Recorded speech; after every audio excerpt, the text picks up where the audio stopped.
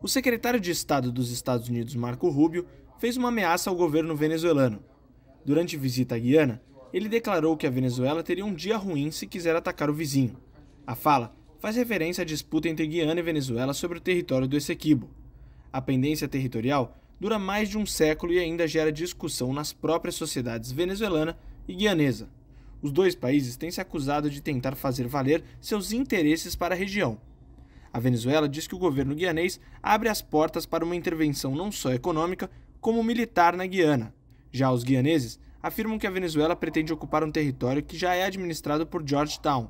Para Ricardo de Toma, pesquisador da Universidade Federal de Roraima e autor do livro Os Interesses Geopolíticos do Brasil na Guiana Essequiba, essa fala de Rubio aumenta o tom nessa disputa e escancara uma posição de ingerência dos Estados Unidos em Essequiba. Essas declarações de Marco Rubio, elas certamente elevam o tom,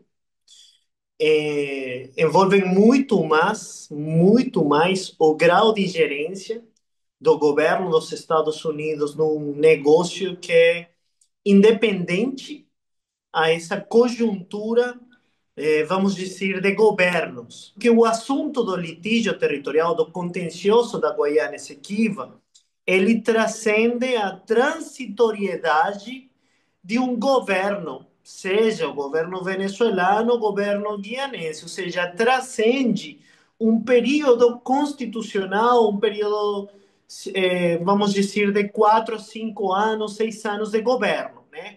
Porque se trata de um assunto de Estado.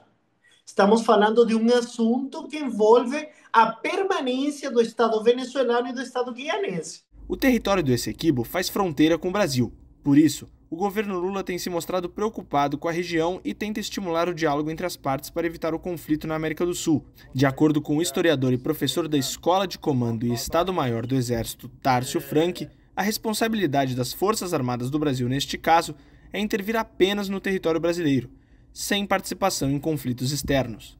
A responsabilidade do Exército Brasileiro é proteger as nossas fronteiras. Ele não nada para além disso.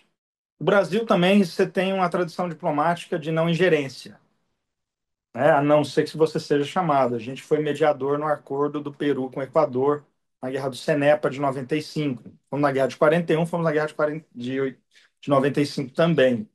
Mas nós não somos mediador na questão do Essequibo. Se é uma disputa de fronteira e numa fronteira que tem o Brasil, a gente é parte, né? A gente está próximo. Então a gente não pode entrar como mediador. Tem que ser um país que não tenha fronteiras com nenhum dos dois, né? Para não ter.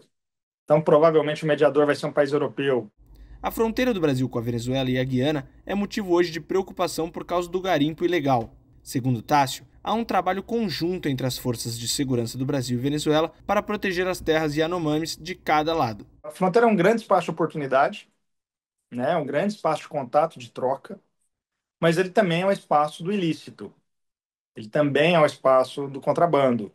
Então, as principais preocupações do Brasil hoje são com segurança na fronteira. Você tem essa preocupação, até porque é uma preocupação humanitária, porque esse garimpeiro, muitas vezes, você tem todo o processo que a gente assistiu, né, de embate com as comunidades, ele quer, né, de levar doença, contaminação com mercúrio dos rios, e aí o Estado brasileiro teve essa preocupação de fazer essa desintrusão e tirar dali, e hoje montar, né, uma presença um pouco maior ali para tentar dissuadir o retorno.